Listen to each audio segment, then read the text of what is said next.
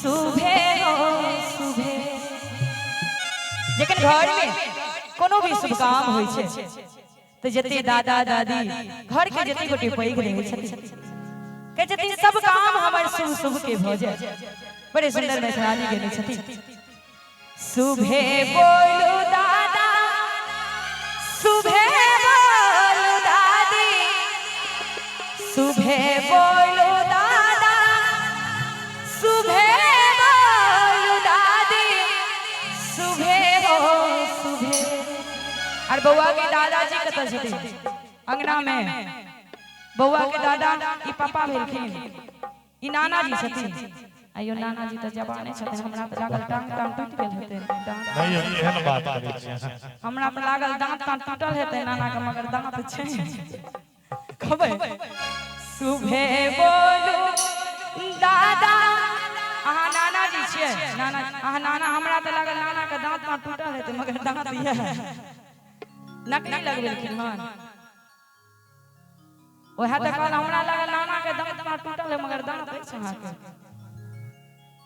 छोट छोट नाना। अच्छा सबसे छोटका ना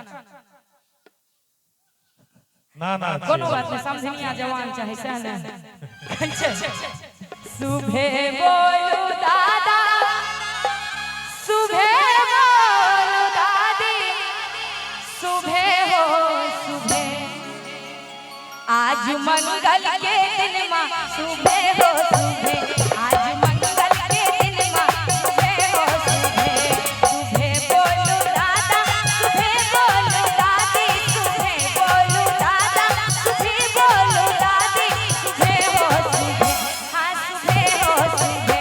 आज मिथिला नगरिया सुबह हो सुबह। आज मिथिला नगरिया सुबह हो सुबह।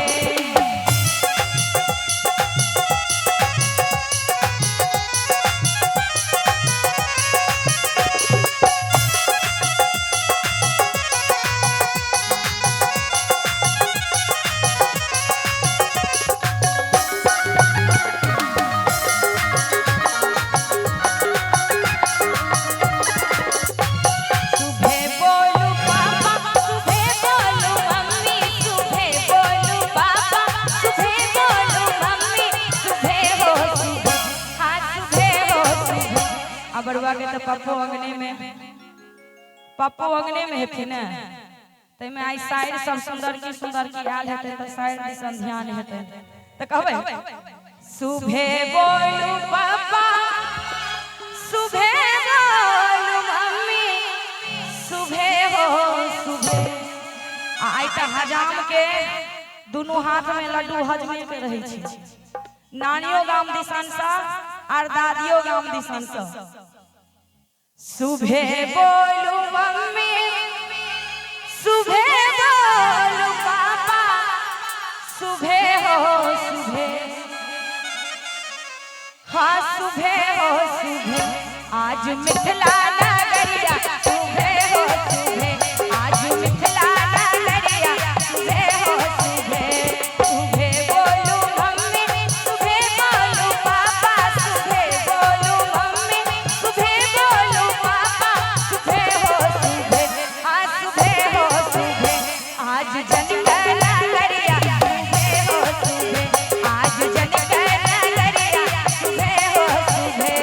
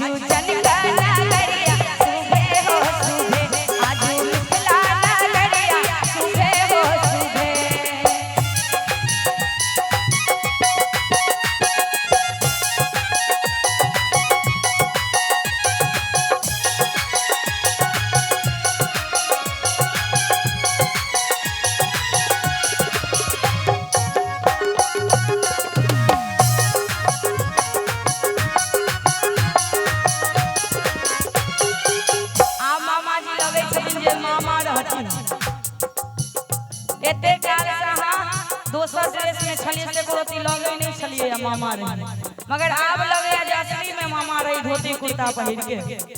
और अपना सबके मिथिला के शान बान धोती कुर्ता कहे छे सुबह बोलू मामा सुबह बोलू मामी सुबह बोलू मामा सुबह बोलू मामी सुबह हो सुबह हाँ सुबह हो सुबह आजू जनका नगरिया सुबह हो सुबह आजू मिथिला नगरिया सुबह हो सुबह सुबह बोलू नाना सुबह बोलू नानी सुबह बोलू नाना सुबह बोलू नानी सुबह हो सुबह।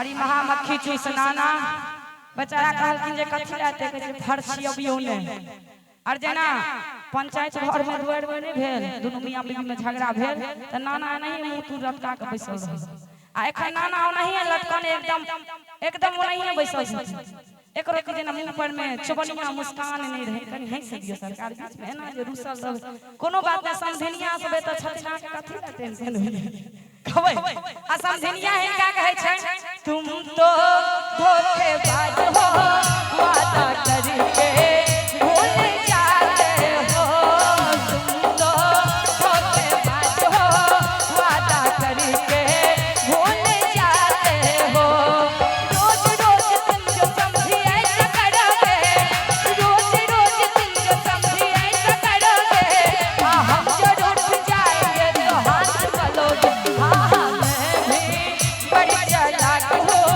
वादा करके भूल जाती हो तुम तो बड़ी चालाक हो वादा करके भूल जाते हो। नाना के जखन कहलियन समझिनिया नाना कहे जात कि भक्सनी हंसऽ लगल कहलखिन चल कम से कम हमर समझिन ते बड़े सुंदर एकटा गीत छन हमरा समझिनिया जवान चाहिए ओना जखन सौम्य सरकार अपना बेटी अपना बेटा होता जाय छथिन हुनका सबके डिमांड किछ नहीं रहे एकेटा डिमांड रहै छै जे कनी समझिन जवान जुहान रही भ गेल जेबे एक कप एक गिलास पानी चाय पीबैला भेट भ गेल और की चाही बड़े सुंदर कहै छै ना दहेज में समा